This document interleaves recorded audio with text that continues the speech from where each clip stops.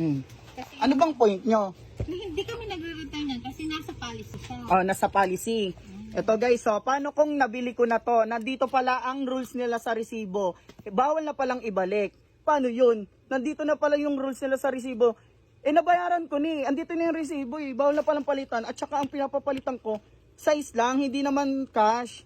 Large lang. Ayun lang naman, madali lang naman. At saka wala silang nakapaskel dito na rules. Oo nga, hanapin mo pa? Excuse me? Ikaw nagmamadali ka, hanapin mo pa? Hindi ako tanga, hindi ako 13 years old kausap. Sorry.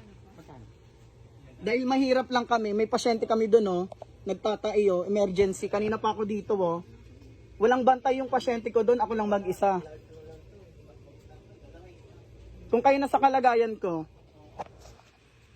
Sige nga. After buying a certain item. Ayun nga, miss, ang pinopoint mo, meron pala kayong policy. Nasa resibo ni. Once to return the item. Oh, sige, magbasa ka dyan. Opo, ito. Oo. Ayun nga, nandyan nga eh. Oh. Wala kayong nakapaskil, ang pinopoint ko. At tas nandito na pala, nabayaran na eh. Bawal na palang palitan ng... Size lang naman, miss. Hindi naman pinapapalitan ng cash. Size lang. Kasi mahirap lang ako, miss. Hindi ko na kayang bumili ng gantong mahal na diaper. Size lang ang pinapapalitan ko, tapos na.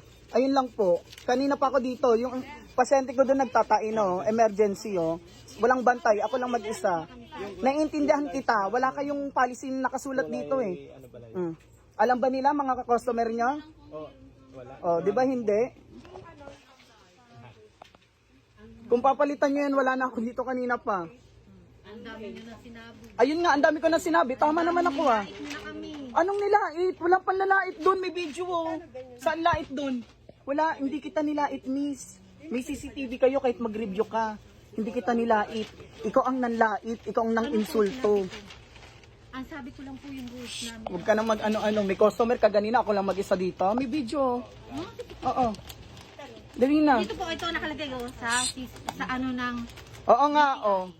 Ano yan?